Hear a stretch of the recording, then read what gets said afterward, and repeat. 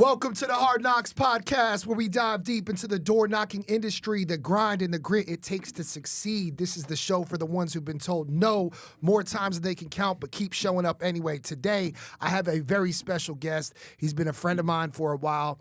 He's pretty much wore every single hat inside of Miller Storm other than the janitor and maybe doing some office work, man. But I consider him a close friend. He's been $1 million producer year over year. He's been in the industry just as long as I have. I think I got in maybe 4 or 5 months before you, but pretty much the same time. We've worked together, man, even before Miller Storm. My man Seth Vance. What up, big dog? Just chilling, man. So let's just start this off, right? So what made you get into the roofing industry? Man, I had a buddy, actually a mutual friend of ours, actually your brother-in-law.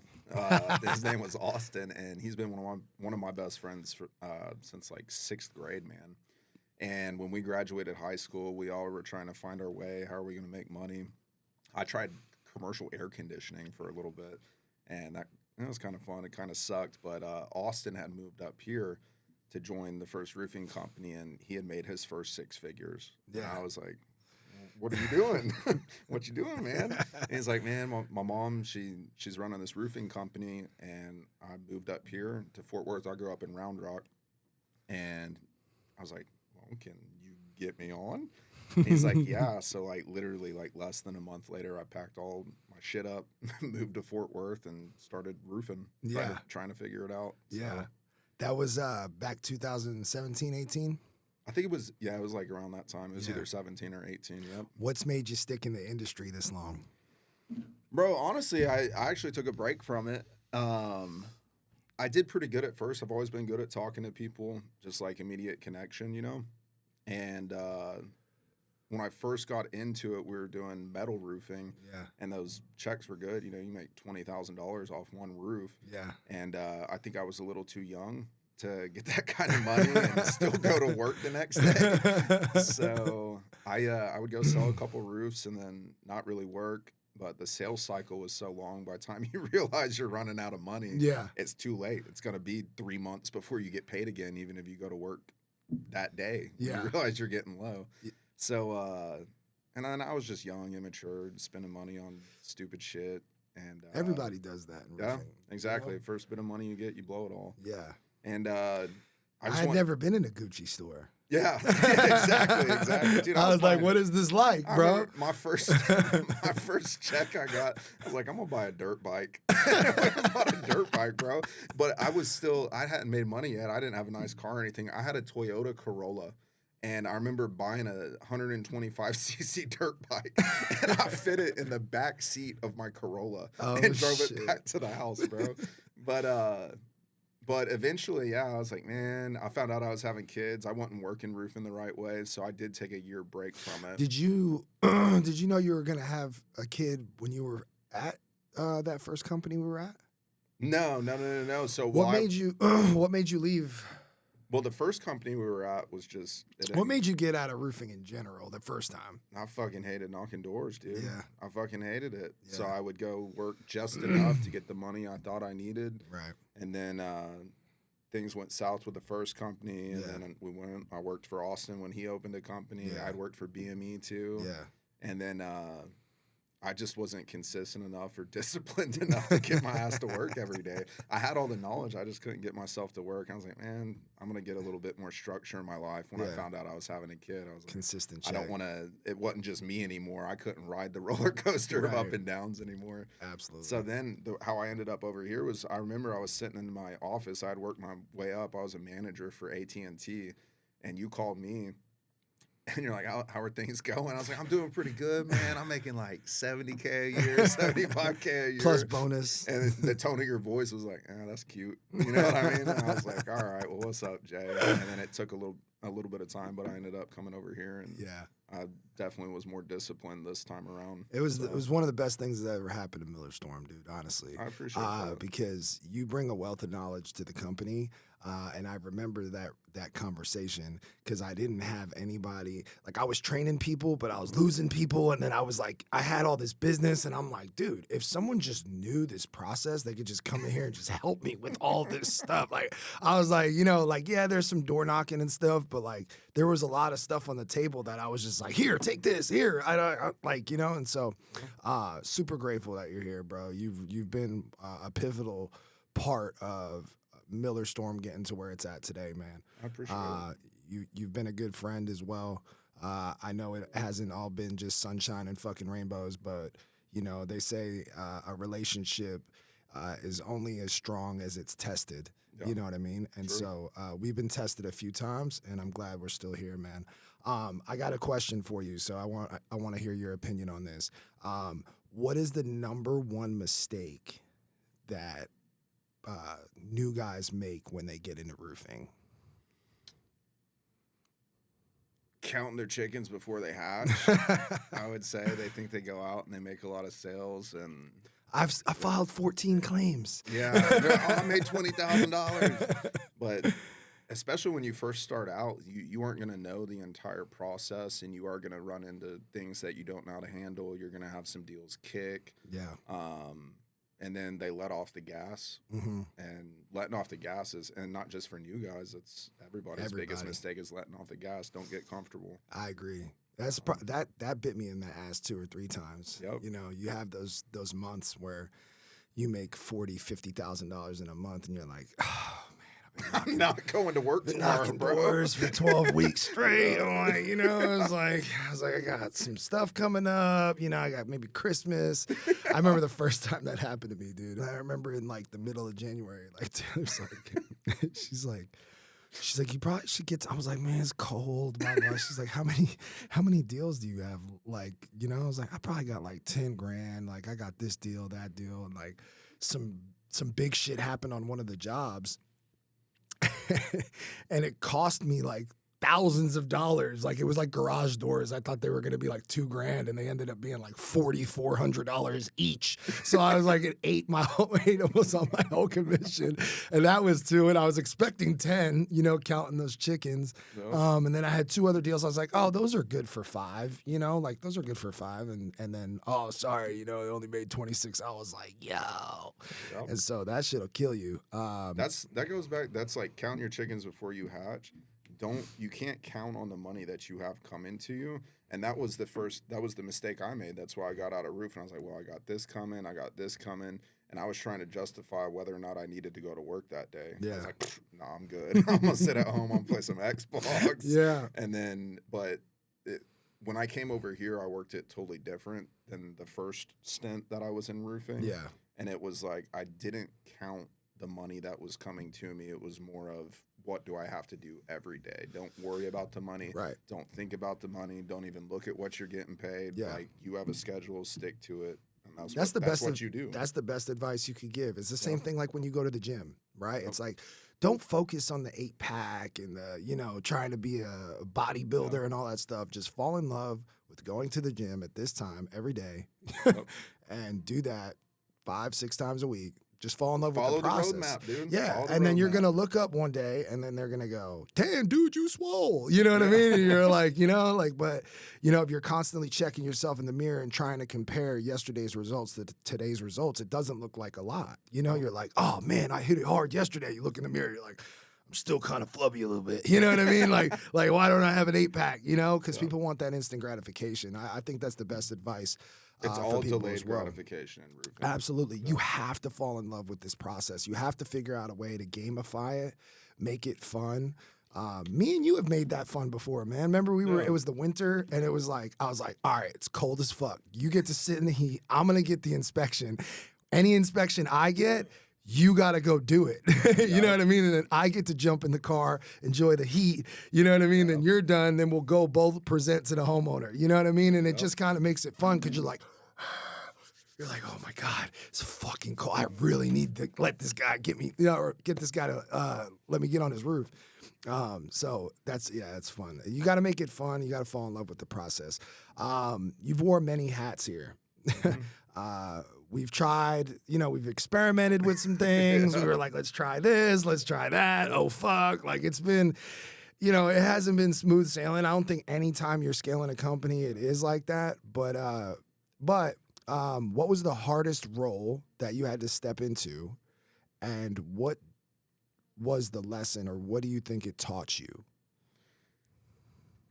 I think they were all hard. It's just different types of hard. Yeah. So, like, being initially, I would say when I first came over here, it was prove yourself, go sell a bunch, did that. Yeah. And then very quickly I started taking, I would have 3 guys in the truck with me at a time. I would run them for 30 days, 10 hours a day, 5-6 days a week. Yeah. Have them out in the field with me.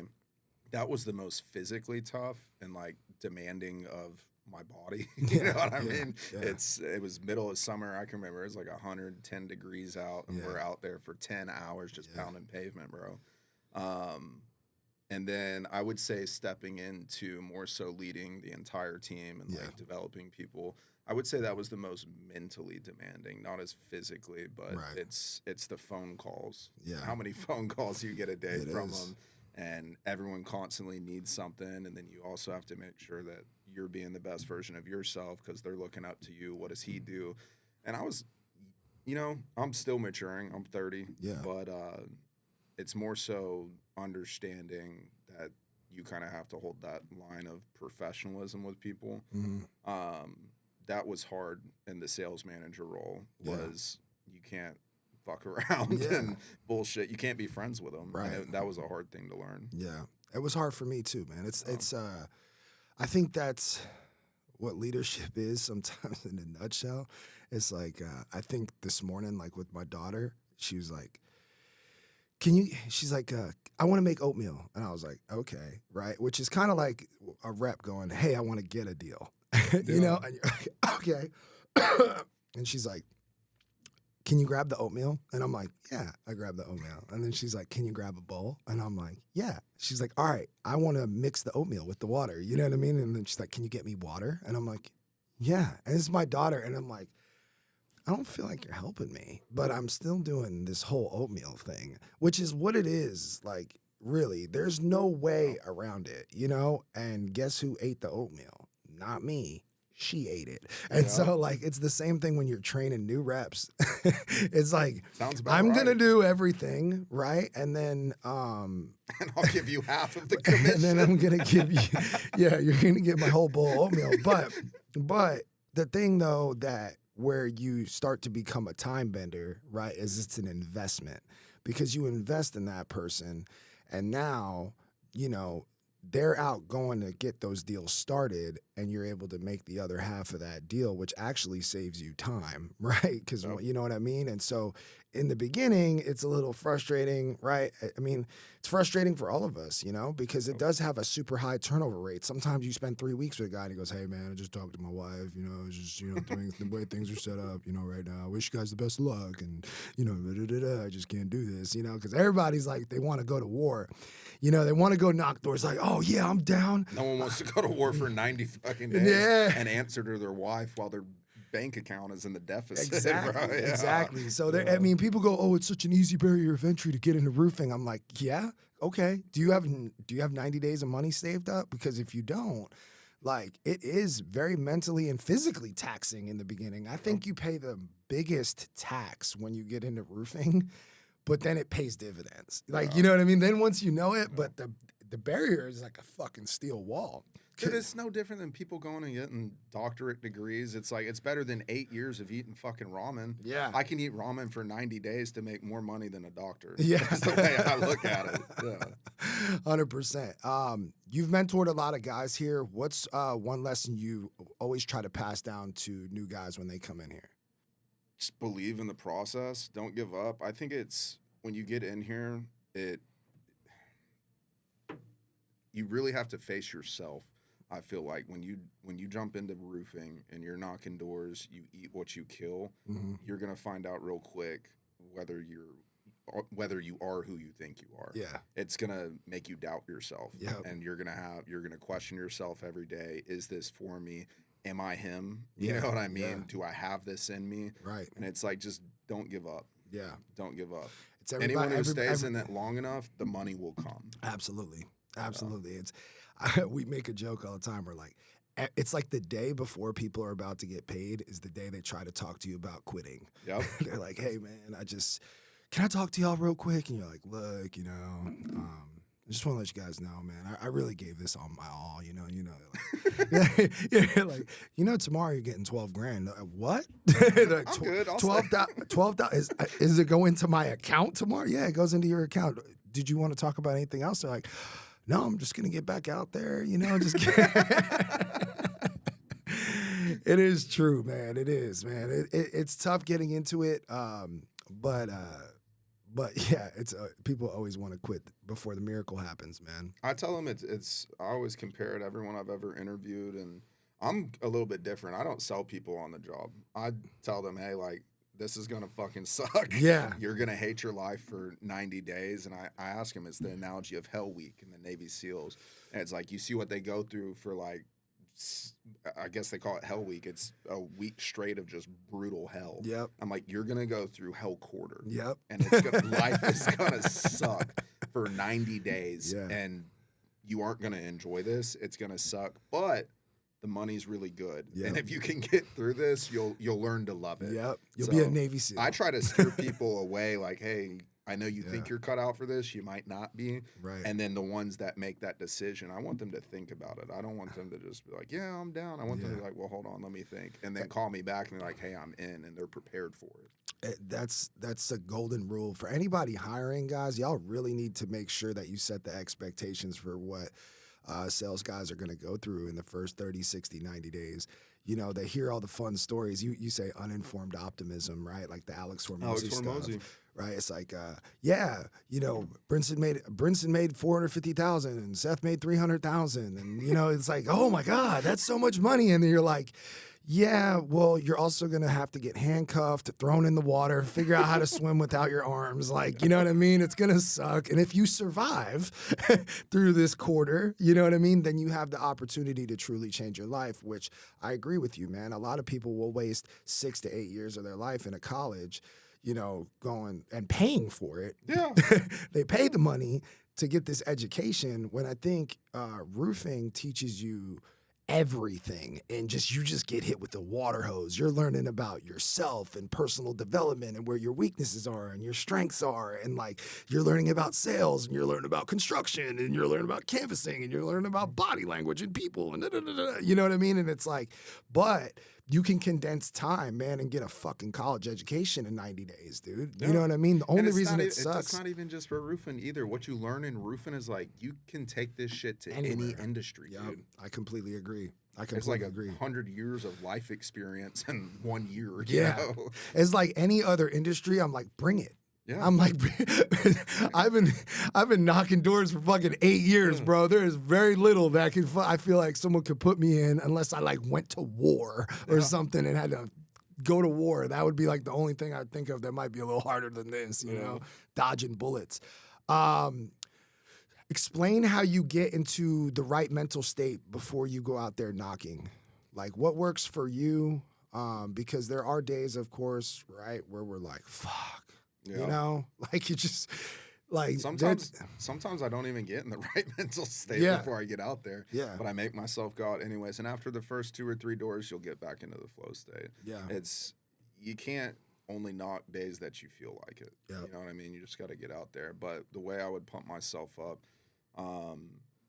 is motivation. Like I like Eric Thomas, Alex Hormozy, all of the motivational speakers, David Goggins.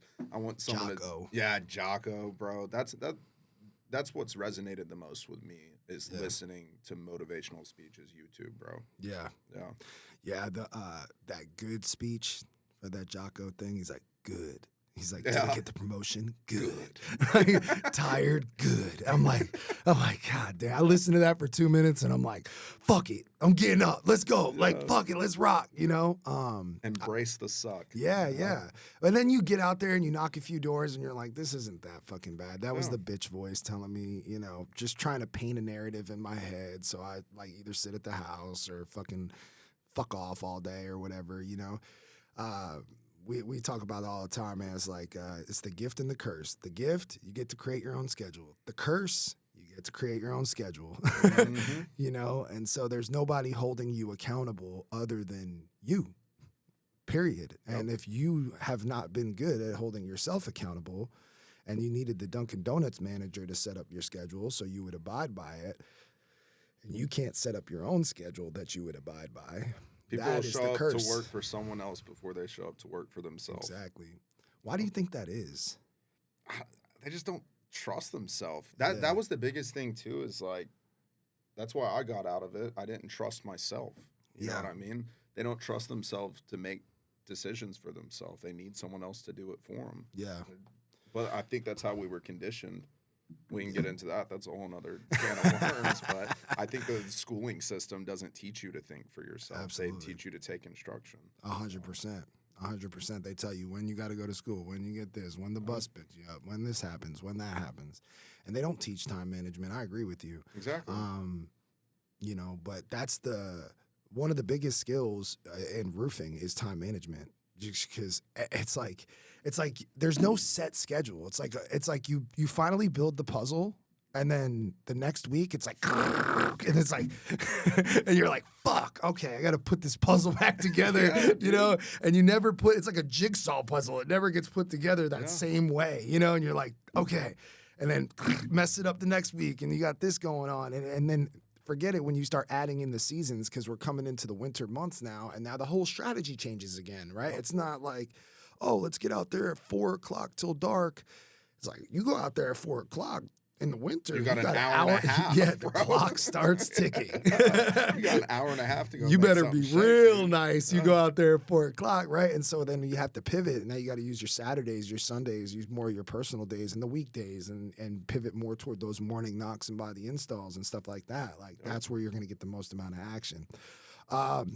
What's been the toughest moment you've gone through with the company, and how'd you push through it? I think there's been a lot of tough moments. We've been growing ever since I got here. When I got here, there were, 3 other sales reps. One of them is still selling down in Round Rock for us. One of them, it didn't work out for. Thank God, he's a badass project manager. We had something else for him to do.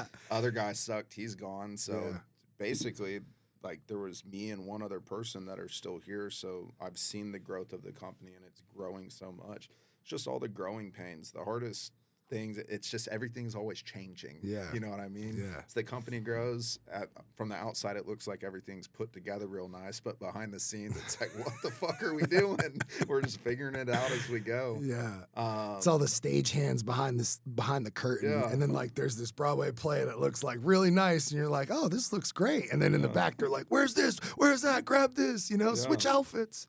Yeah. But it's just like, the toughest moments are the ones of like, man, is this shit going to work? Are we going to get to where we're going? Mm-hmm. There was a moment, I think the toughest moment was I felt, the conviction in my heart the same way you did. There was a time where you went and opened your own company. Yeah. And it's like, well, shit, like maybe my head got a little big, but I'm like, I can do this. Yeah. You know what I mean? Yeah. And I think every $1 million producer is going to hit that moment. And it's when you realize that you can do this and you're really good at it. Yep. You're going to ask yourself, well, why am I giving the company half of my commission? And I think that's the toughest moment that everyone's going to have to overcome.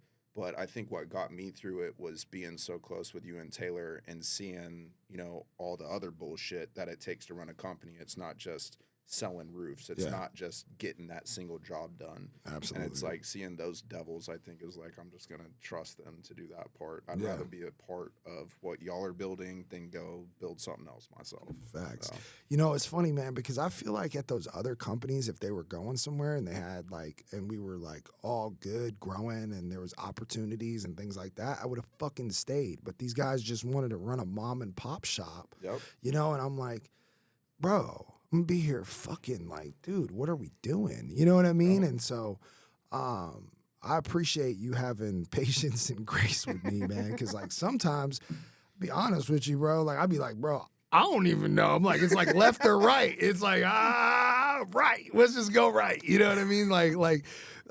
Sort of trial and error. Yeah, it's like piloting the ship. It's like sometimes I'm like, we're all good. I know where we're going. And then I'm like, fuck. I'm like, let's just turn right. You know what I mean? Like, you know, but you keep your composure well. That's yeah, for sure. yeah, I tried to. I didn't always do that, bro. Yeah. I've grown a lot, dude. I used to be like, what the fuck?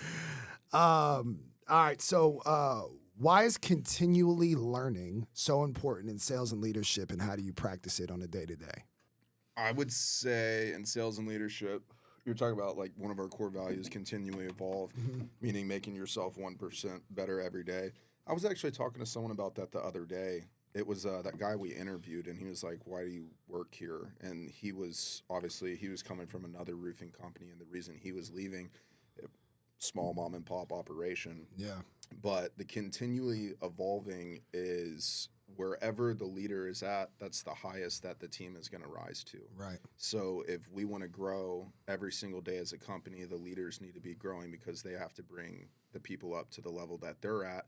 And then when they get there, everyone's stagnant if that leader's not growing. The leader has to constantly grow to bring other people up to that level. Absolutely. You're only and I was talking about you. I was like, that's the best thing about here is like Jay is so disciplined and he's constantly learning. And it's like there's always someone above you that you can learn from. You're never going to hit his level because he's going to outwork you and he's already so far ahead of you, you know? That's the job of a leader, is to just keep raising the roof, no pun intended.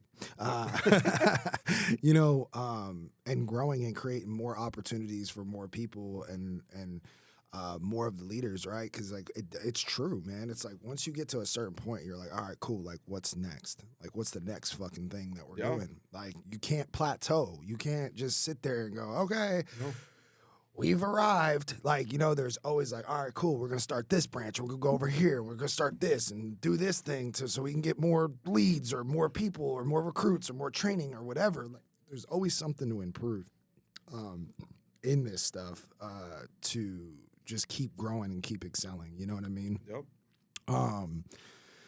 Cool. Walk us through your approach when you're at a door. Okay. It depends which door I'm at. Context is important. Context is important. And I really do follow. Granted, I had a little bit in creating the pitch. That was cool. The pitch we use here, it was me, you, a couple of the other top producers in here. We sat down and we kind of went through the psychology of selling and using it. I really do use that pitch. Yeah.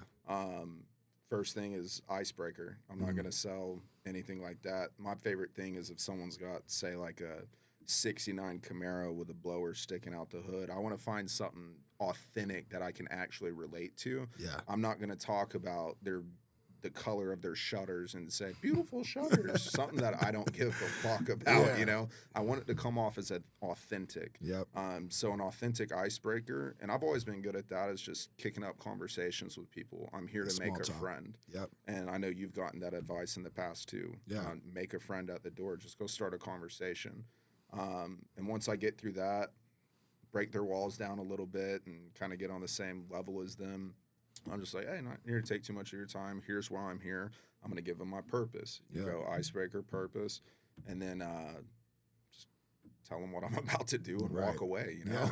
Yeah, So 100%. That's it. Because, like, literally, I don't think people know the power of that turn and burn. Like, you know, because, I mean, I'm not knocking doors every day, but I did go out there on Monday, and it's like, you're like, all right, cool. Well, I'm going to do the inspection. Give me 10, 15 minutes. I'll get you an inspection report. I'll knock on your door when I get finished up. And you can literally see they don't. But if you stand there too long, they're like, they have time to think and then a reason why they're going to tell you no. Versus if you just do it, it's like, do it. Get it over with. And you can't look back over your shoulder. When you turn, you can't be like, you know, you good? It's okay. It's the confidence of, hey, just give me 10 minutes. I'll let you know when I'm done. Absolutely. You have to do it confidently. Yes. But it works like a charm. It's either going to work or it's going to bring out a real objection that they aren't bullshitting about. Yeah. Well, hold on, I don't want you on my room. What do you mean? I'm just, well, I don't want anyone up there. Yeah. And it's like, I don't want you to fall off. And yeah, you're like, exactly. "Don't Hey, worry," I'm like, licensed, I'm insured, give me 10 minutes. Yep. What's the funniest or craziest thing that's ever happened to you in roofing or sales? Well, let's just talk about roofing sales. Dude, I've seen so many things. Like, I've had multiple guns pulled on me if you want to talk about crazy. And I was like, hey, it's all good. Don't worry, don't shoot. The reason I'm here, I'm just here to they're pissed I'm at the property. That doesn't really faze me anymore. The funniest thing, I think, I haven't laughed this hard. I think the hardest I've ever laughed was I had gone over with Daniel to help him with a contract. He was new. And so I went and I did the contract for him. And I'm like, all right, well, we need decking photos. Yeah. So we go up through the garage in the attic. And I'm an asshole for laughing about this, but just I laugh in awkward like situations, like horrible situations. I'm laughing. You know what I mean? And we're in the deck and he missteps off a rafter and fell all the way through the ceiling. There's a man-sized hole. He fell like completely horizontal. He fell Mortal Kombat style, like straight through. Like, But it was because it was so awkward. It wasn't just me and him. Our other coworker, Brett, was standing in the garage with the homeowner. And this homeowner, I'm just having to think, like, what's going through his head? He just saw a whole-ass man fall through his ceiling. There's insulation all over the ground. And I don't mean to laugh. I didn't laugh at first. At first, I was kind of like in shock because Daniel wasn't moving. He was just laying on the floor. I was like, bro, you good? And I'm looking at him through the hole in the ceiling. And then he started groaning. I was like, okay, he's alive. I couldn't laugh. I was like, oh. Yeah. That was great. That was the funniest thing to me. The craziest, bro, I can remember. It was out in Irving, like Las Colinas area. And there was a guy who had like worked for the city for a long time, like police director or something like that. And I was working with his wife. He was on bed hospice inside the house. And I remember going to the adjuster appointment. I had filed the claim. I was with Chase Ament, actually. And I show up with the adjuster, but all these cars are there.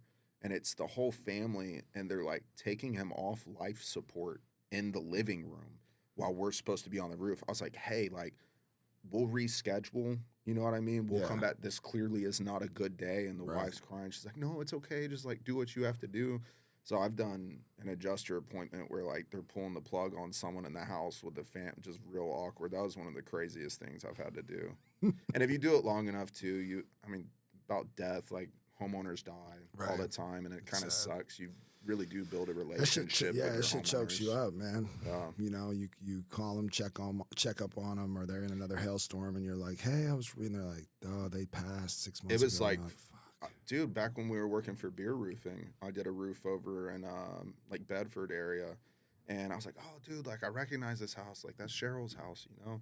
And I remember going over to like knock on her door, and I was like, hey, Cheryl. She's like, oh my God, it's been a couple years. How are you? You know. I was like, I'm doing good. Like, how's Chuck? And she's like, well, Chuck died last year. I'm like, God dang it, man. Yeah. Man, the crazy. So, all right. So, this wasn't here when this happened, but I just I think of this story, and I'm like, oh my God, this was like one of the worst things. It was like an 85 square stone coated steel in Arlington.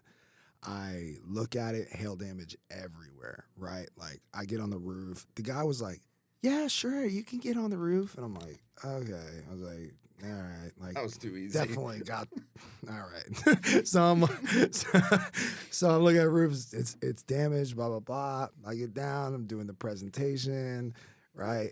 And showing him all the damage and stuff like that. And he's like, okay. He's like, well, he's like, he goes, I'm not going to file. He's like, he goes, I'm going to be back at my house in 20 minutes. I'm going to go run and grab some beer.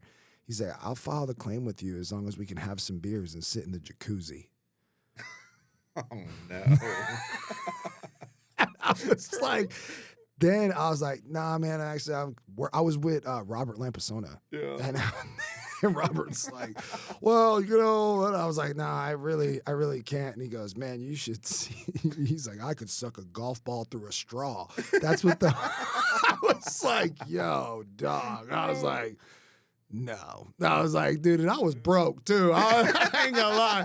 I was like, with the proper boundaries, maybe I could just get out of this jacuzzi, let him drink the beer, file the claim. I was like, but this is gonna be a disaster. I got in the car with Robert. I was like, damn, bro. I was like, Robert's like, I really respect you for not, taking him up on his offer. Like, bro, I respect myself too for not doing that as well. Like, when you say stone coated steel, everyone listening, they don't understand. Oh, bro, yeah. That's the equivalent of 20 grand, 20 grand. Yeah. It would have been a $25,000 commission, to sit in the jacuzzi but I wasn't sitting in the jacuzzi. Bro, Austin. That was some fucking Hollywood shit he was trying to do to me. Austin Beer always tells me a story too. One time he was on a roof. He had knocked the door and he's like, you mind if I'm gonna do the inspection? I'm just here for your warranty inspection, Yeah. And the homeowner's like, as long as you don't mind me sunbathing in the backyard. Oh, I remember. And Austin thought he was joking. He was like, nah, you're good, man. He gets up on the roof. This grown-ass man's butt ass naked, tanning in a chair. He's like, what the Oh, dude, bro. It's so, dude. I think there's a lot of fun in this, man. A lot of people that you run into that you're just like, what the fuck? Hoarders, it's just crazy. All their houses smell like cat It's piss. never a dull moment in roofing. It never is, man. It hasn't been a dull moment growing. It hasn't been a dull moment, man. When you look back, you're like, man, it was fun. Sometimes it sucked. It's been a big roller coaster. You know what I mean? I always say it's like the stock market ticker, but as long as you're constantly going up, man, that's what matters. This year we're going to have a record year. You've been a pivotal piece in that. You've mentored a lot of guys, wore a lot of hats. We've been trying to experiment and figure out, all right, over here, over there. But you stuck with us, man, and we've been a team for a really long time, and I really appreciate you, dude. Yeah. Thank you for jumping on the Hard Knocks podcast, big dog. Hey, let's do the universal knock and get up out of here. Wait, that knock. I thought you were going to end with like one of these. Oh, you want to get... We got to do 2 claps and a Ric Flair. All right, 2 claps and a Ric Flair. Woo!